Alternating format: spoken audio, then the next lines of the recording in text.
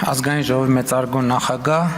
հարգելի փոխնախագահներ, կառավարության հարգելի անդամներ, ազգային ժողովի հարգելի падգամավորներ, շնորհակալ եմ հետաքրքիր քննարկումների համար, հնչեցված բազմաթիվ մտքեր արժեքավոր են, որոշները ավել, որոշները պակաս, որոշները արժեքավոր են իրենց անարժեք լինելու մեջ, որովհետև մտածելու երբեմն ավելի ակտիվ տեղիք են տալիս։ Ես քննարկմանը ամբողջ մասնակցեցի եւ հետևում էի մտքերի փոխանակությանը եւ ես ինձ հարց էի տալիս, որ եթե ես լինեի ընդդիմադիր, ինչպես կքննադատեի մեր կառավարությանը եւ կքննադատեի արդյոք թե ոչ։ Եվ հետո արձանագրեցի, որ աշխարհում չկա եւ երբեք չի եղել եւ երբեք էլ չի լինի որևէ կառավարություն, որին օբյեկտիվորեն եւ սկզբունքորեն հնարավոր չլինի կամ պետք չլինի քննադատել։ Դա ըստ էության ժանր է, որտեղ ընդդիմությունը քննադատում է, իշխանությունը հակադարձում է, որը շատ կարևոր ժանր է, հատկապես ժողովրդավարական երկրներում, որովհետև այդ քննադատության ընթացքում շատ բաների մասին կրկին մտածելու, վերանայելու, անդրադառնալու, եզրակացությունների գալու հնարավորություն է ստեղծվում, եւ այս առումով այս քննարկումը ինձ համար օգտակար էր, որովհետև շատ խոսվեց մեր քաղաքական թիմի կառավարման 7 տարիների մասին, եւ դա լրացուցիչ ազդակ էր, որպեսզի ինքս էլ մտածեմ մեր կառավարման 7 տարիների մասին եւ ես ինքս էլ ելույթներին զուգահեռ մտածեմ իմ վարչապետության 7 տարիների մասին եւ փորձեմ պատասխանել հարցին, գլոբալ հարցին, որովհետեւ գիտեք դետալների մեջ կարելի է միշտ էլ առանձնահատկություններ գտնել եւ դրանց վրա կենտրոնանալ, քննադատել կամ չքննադատել։ Բայց մեծ պատկերի մեջ, երբ որ ես ինքս ինձ հարց եմ տալիս, ինչպիսին էր վիճակը 2018 թվականի հունիսին եւ ինչպիսին է վիճակը 2025 թվականի հունիսին, ինչպիսին է ես 2018 թվականի հունիսին եւ ինչպիսին եմ ես 2025 թվականի հունիսին։ Երբ որ այս հարցը ինքս ինձ հետ մենակ մնալով անկեղծորեն, որովհետեւ ուրիշների առաջ խոսել մի բան է, ինքդ քեզ հետ խոսել այլ բան է, որովհետեւ ուրիշների հետ խոսալիս կարելի է ինչ որ բան չհիշատակել, բայց ինքդ քեզ հետ խոսելիս հնարավոր չէ որևէ բան չհիշատակել, որովհետև այդ ամբողջը հիշատակված է։ Եվ հիմա ուզում եմ հետևյալը խոսել, երբ որ ես մտածում եմ իմ մասին 2018 թվականի հունիսին, երբ որ ես նոր Հայաստանի Հանրապետության վարչապետ դարձա, ընտրվեցի, շատ արագ ես ինքս ինձ համար արձանագրեցի, որ ես Հայաստանի Հանրապետության վարչապետ եմ պայմանականորեն եւ ես ավելի շատ ֆորպոստի վարչապետ եմ։ 2025 թվականի հունիսին ինձ համար ամենաշատը հենց սա է փոխվել, որ ես արձանագրում եմ, որ Հայաստանի Հանրապետության լիարժեք եւ ամբողջական վարչապետ է։ Ինչի շնորհիվ է տեղի ունեցել այս ամենը։ Իհարկե, քաղաքական թիմի, քաղաքական կուսակցության դերը որևէ կերպ հնարավոր չի նսեմացնել խորհրդանական մեծամասնության, բայց ես ուզում եմ ընդգծել, որ սա տեղի է ունեցել առաջին հերթին մեր նահատակների եւ Հայաստանի Հանրապետության ժողովրդի շնորհիվ։ Բայց ես նաեւ ուզում եմ պարզաբանել, թե ինչ նկատի ունեմ ֆորպոստ ասելով, որովհետև սովորաբար ֆորպոստի խոսույթը մեր իրականության մեջ ներմուծվել է կապակցված մի կոնկրետ երկրի հետ, բայց շուտով ես ինքս ինձ համար միայն վարչապետի պաշտոնում արձանագրել եմ, որ դա ահավոր մեծ անարդարություն է ֆորպոստացման ֆենոմենը կապել մի երկրի հետ։ Իրականում այդ ֆորպոստացման process-ի մեջ ներգրավված են եղել բազմաթիվ երկրներ, այդպիսի երկրներ եղել են Հյուսիսում, այդպիսի երկրներ եղել են Հարավում, այդպիսի երկրներ եղել են Արևելքում եւ այդպիսի երկրներ եղել են Արևելքում։ Բայց շատ ավելի կարեւոր է որ արձանագրել, որ ֆորպոստացման քրիտիկական մասսան ոչ թե եղել է մեզնից դուրս, այլ ֆորպոստացման քրիտիկական մասսան մենք ինքներս ենք եղել։ Մենք ինքներս ենք ապահովել եւ հետեւյալ տրամաբանությամբ մենք ինքներս մեզ հաշիվ չենք տվել, որ մենք Հայաստանի Հանրապետության կառավարություն ենք, խորհրդարան ենք, ժողովուրդ ենք, մենք ինքներս մեզ հաշիվ չենք տվել, որ մենք պետություն ենք եւ մենք ինքներս մեզ չենք փորձել ինքներս մեզ համար պարզաբանել, թե այնուամենայնիվ ինչ է պետություն, ինչպիսի պարամետրեր ունի այդ պետությունը, ինչպիսի վարքագիծ է ենթադրում պետություն լինելը եւ որ վարքագիծն է, որ մեզ դնում է պետություն լինելու անդին։ Եվ ես արձանագրում եմ, այո, 2018 եւ 2019 թվականին ես եղել եմ ֆորպոստի վարչապետ։ Առաջին հերթին այն պատճառով, որ եղել եմ այն տրամաբանության մեջ,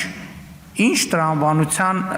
որի հիմնական առանցքը եղել է հետևյալը, որ իրականում Հայաստանի Հանրապետությունը ոչ թե նպատակ երկիր է, այլ միջոց երկիր է մի ավելի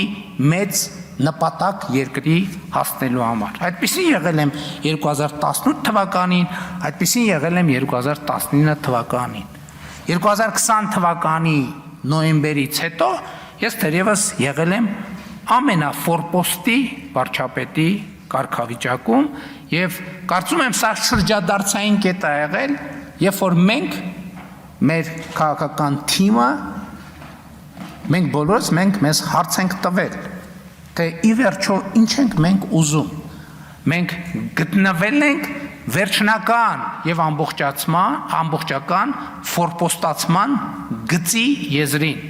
Եվ մենք մեզ հարց ենք տվել, մենք ուզում ենք այդ գիծը հատել, թե մենք չենք ուզում այդ գիծը հատել, եւ մենք որոշել ենք, որ մենք չենք ուզում այդ գիծը հատել, եւ այս այն կետն է, որտեղ մենք որոշել ենք, որ Հայաստանում պետք է տեղի ունենա արտահերթ խորհրդարանական ընտրություններ եւ ժողովուրդը պետք է կայացնի որոշումներ, իհարկե առաջին հերթին մենք ինքներս պետք է կայացնենք որոշումներ։ Եվ այս process-ը շատ կարևոր է արձանագրել, որ ինքը մի քայլանոց կոմբինացիա չի, եւ այս process-ը մի իրադարձությամբ չէ, որ կուլմինացիայի է հասել, բայց այնուամենայնիվ ես կարծում եմ, որ կա մի կետ, որտեղ այս process-ը, որտեղ ֆորպոստի ինձ համար անձամբ ֆորպոստի վարչապետից հստակ անցում է կատարվել դեպի Հայաստանի Հանրապետության վարչապետ։ Այդ գործում իհարկե 2021 թվականի խորհրդարանական արտահերթ ընտրությունները շատ մեծ դեր են խաղացել, բայց ես ուզում եմ հստակ ասել, որ այդ կետը, ես գիտեմ այն օրը, երբ որ ես վերածվել եմ Հայաստանի Հանրապետության լիարժեք վարչապետի եւ այդ կետից սկսած մինչեւ օրս գործում եմ բացառապես այդ տրամաբանությամբ։ Դա 2022 թվականի հոկտեմբերի 6-ն է, երբ որ ես դարձել եմ Հայաստանի Հանրապետության առաջին ղեկավարը, ով ճանաչել է Հայաստանի Հանրապետության տարածքային ամբողջականությունը։ Եվ մեր ընդդիմությունը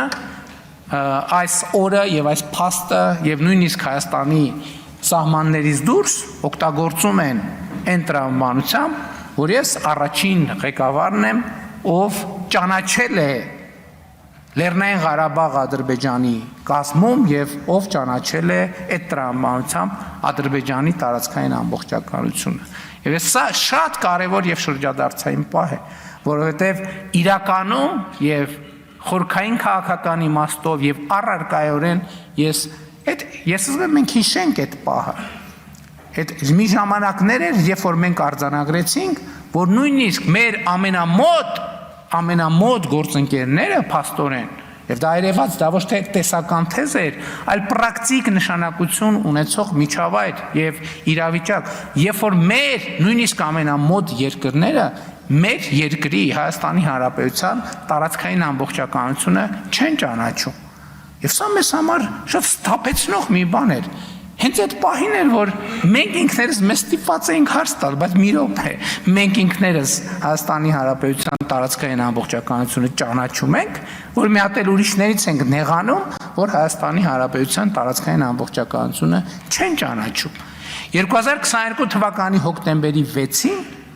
ես ճանաչել եմ Հայաստանի Հանրապետության տարածքային ամբողջականությունը, հասկանալով, որ Հայաստանի Հանրապետության տարածքային ամբողջականությունը պարփակված է հարևանների տարածքային ամբողջականությամբ։ Ինձ համար դա է այն կետը, որտեղ ավարտվել է ֆորպոստի վարչապետից դեպի Հայաստանի Հանրապետության վարչապետ տրանսֆորմացիա։ Եվ ես հիմա արձանագրում եմ, եւ արձանագրումը այդ արել եմ, ուզում եմ նորից կրկնեմ, որ եւ ես սրանում միանշանակ համոզված եմ, որ մենք այսօր որպես պետություն ավելի անկախ ենք, քան երբևէ, ավելի ինքնիշխան ենք, քան երբևէ, ավելի պետություն ենք, քան երբևէ։ Բայց այսօրվա արձանագրումը իրականում ամենակարևորը չէ, կարևորը ի վերջո, քանի որ նաև խոսք է գնում այն ցիկլի մասին, որը մեկնարկել է 2021 թվականի խորհրդարանական ընտրություններով, որտեղ մեր կարգախոսն էր ապագա կա ապագա, շատ կարևոր է նաև ի վերջո պատասխանել այդ հարցին։ Լավ, մենք այդ կարգախոսը իրագործեցինք, թե չիրագործեցինք, կա ապագա, թե չկա ապագա։ Սա էլ է ինձ համար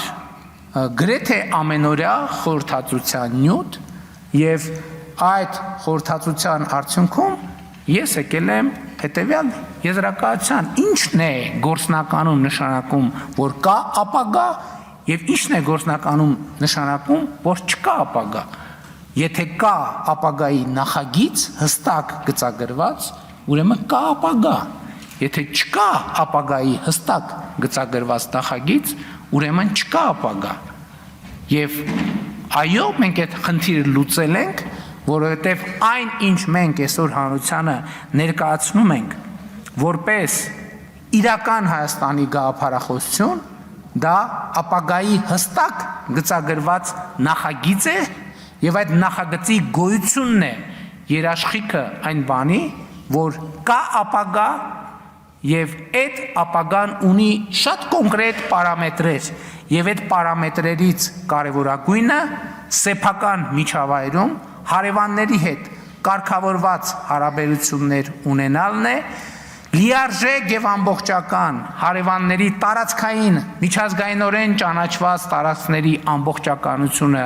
ճանաչելը եւ դրանով սեփական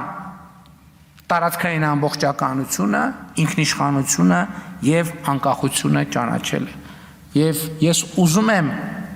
հստակ արձանագրել, որ վերջին 7 տարիների պատմությունը հարգելի ներկաներ, ինչքան էլ փորձ արվի այլ կերպ ներկայացնել, հենց այս համատեքստում, հենց այս տեսակետից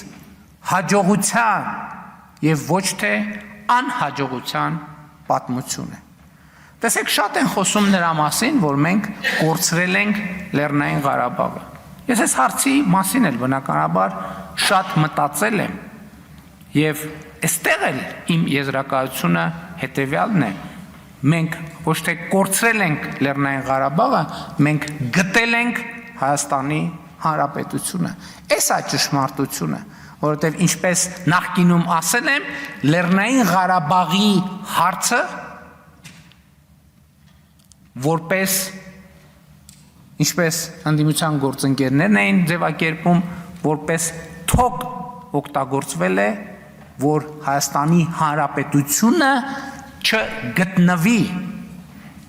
Հայաստանի Հանրապետությունը որպես անկախ եւ ինքնիշխան պետություն չկայանա եւ Հայաստանի Հանրապետությունը կայանում է եւ Հայաստանի Հանրապետության ապագայի նկատմամբ ես եւ մենք բոլորս առնվազն ես, որովհետեւ բոլորի հետ չեմ խոսել, դրա համար իմ անունի այս թեմայով շատ մանրամասն չեմ խոսել, ավելի լավատես եմ, քան երբևէ։ Եվ ելի ուզում եմ ասել, որ սա ոչ թե անհաջողության, այլ հաջողության պատմություն է, եւ սա է իմ այս պահի ամենակարևոր արձանագրումներից մեկը։ Այստեղ շատ խոսում են, գիտեք, մենք էլ երբեմն տրվում ենք ընդդիմության նետած ձևակերպումներից։ Այստեղ խոսում են, որ Հայաստանի մեր վրայով բալիստիկ հրթիռներ են թռնում, մենք էլ Հայաստանի վրայով ոչ մի բալիստիկ հրթիռ չի թռնում, ընդհակառակը Հայաստանի վրայով թռնում են օդանավեր այն քանակության, որ Հայաստանի պատմության մեջ երբեք չի թռել, բայց ես չեմ ուզում սա ներկայացնել որպես հաջողության պատմություն այս տրամաբանությամբ, բայց ուզում եմ ճշգրտել, որ մեր վրայով բալիստիկ հրթիռներ չեն թռնում, եւ ես ուզում եմ ուրիշ բան ասել ձեզ, որպես Հայաստանի Հանրապետության վարչապետի պաշտոնը արդեն 7 տարի զբաղեցնող մարդ։ Հայաստանի Հանրապետությունը երբեք միջազգային իրադրություններին եւ իրավիճակներին, տարածաշրջանային հնարավոր խնդիրներին այնքան պատրաստված չի եղել, ինչքան պատրաստված է այսօր։ Եվ դրա ամենակարևոր արտահայտությունը այն արտաքին հարաբերություններն են բալանսավորված եւ բալանսավորման արտաքին քաղաքականության արդյունքում, որը մենք ունենք։ Այո, խաղաղության գործընթացի դինամիկան է Ադրբեջանի հետ, այո, Թուրքիայի հետ ակտիվ երկխոսության գործընթացն է, այո, տարբեր ուղղություններով մեր հարաբերությունների եւ մեր վիճակի կարգավորումը եւ մեր միջազգային հեղինակության աներկբա եւ աննախադեպ բարձրացումը։ Էլ եմ ասում, մենք շատ պարզ ենք նայում դրան, որովհետեւ արդեն դրանք իրողություններ են։ 2026 թվականին Հայաստանը հյուրընկալելու է համաշխարհային մակարդակի երկու կարևորագույն իրադարձություններ՝ եվրոպական քաղաքական համայնքի գագաթաժողովը եւ կենսաբազմազանության COP17 համաժողովը։ Սրանք պատահական չեն եւ սրանք հաջողության պատմության ֆիզիկական արտահայտություններն են։ Շատ խոսվեց եկեղեցու հետ կապված իրադրության մասին։ Այո, փորձ են անում ներկայացնել, թե մենք պայքարում ենք եկեղեցու դեմ։ Իրականում մենք կանգնել ենք եկեղեցու սրբության սրբոցը նվիրապետությունը պաշտպանելու դիրքերում։ Մենք այսօր այլ բան չենք անում, քան եկեղեցու 356 թվականի Աշտիշատի ժողովով հաստատված նվիրապետությունը պաշտպանելն է։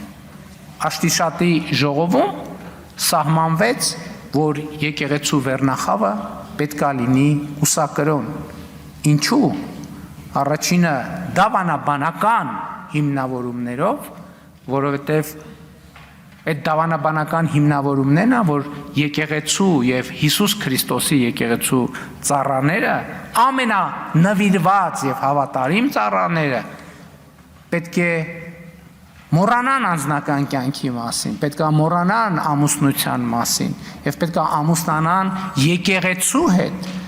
պետք է անձնական կյանք ունենան եկեղեցու հետ,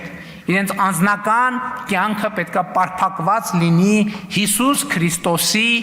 ծառայության եւ ոչ որևէ այլ բանի մեջ։ Եվ այս նվիրապետության շնորհիվ է նաեւ, որ պետք է երաշխավորվեր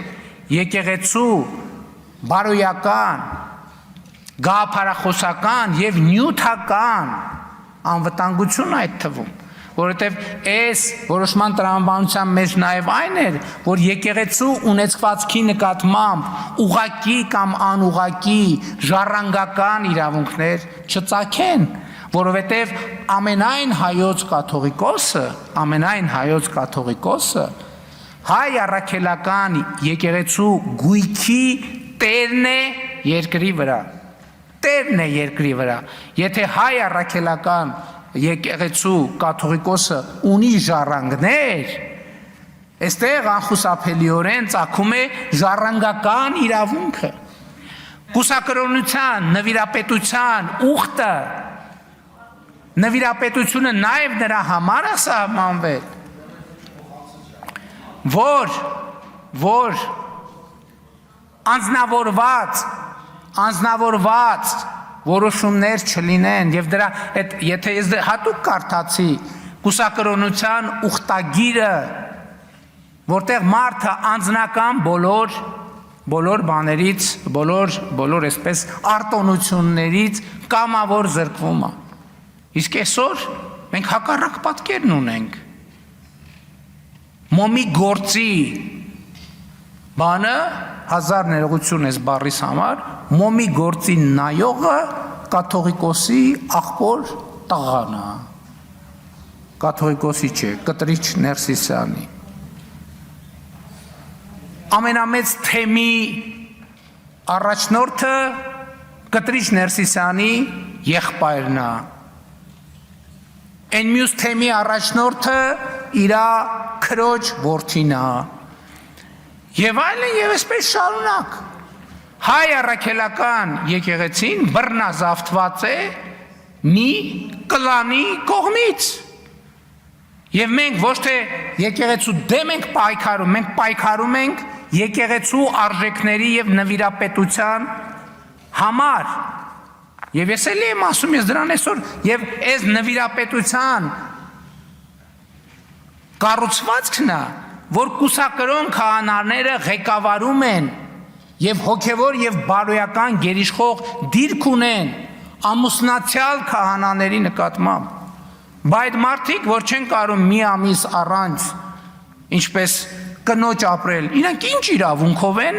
ղեկավարում ամուսնացյալ քահանաներին, ովքեր իրենց ուխտը չեն խախտել, ովքեր Աստծու առաջ եւ հանրության առաջ ազնիվ են եւ իրենց ծառայության մեջ առաքինի։ Ով է օրինակ կտրիչ Ներսիսյանին իրավունք տվել հրահանգ տալ ամուսնացյալ քահանային։ Ոնց կարա կուսակրոնության ուխտը խախտած եւ չեմ ուզում ամբյոնից էլ այդ բառը պաշարը օգտագործել, ասենք Սամվել Առաքելյան կոչվող ոմը մեկը ոնց կարա ամուսնացյալ եկեղեցի քահանաներին Խաչատրյան ներողություն Սամվել Խաչատրյան ամուսնացյալ քահանաներին հրաման տա եւ նրանց նկատմամբ գերակա դիրք զբաղեցնի։ Ոնց կարա։ Դա անարգանք է բոլոր ամուսնացյալ քահանաների նկատմամբ։ Որտեւ ինչ ասես, որտեղ ասես անում են, մի հատ էլ գալիս են այդ բանի դիրքերից, որպես մարդիկ, ովքեր ամուսնացած են եկեղեցու հետ, գալիս են բարոյական եւ ոչ միայն իրավական բան են կիրառում, իշխանություն են կիրառում այդ փաստի բերումով, հասկանում եք, այդ փաստի բերումով։ Մի հատ էլ ոնց կար կաթողիկ ասում են կաթողիկոսի անձնական կյանքը, հասկանում եք, կաթողիկոսի անձնական կյանքը,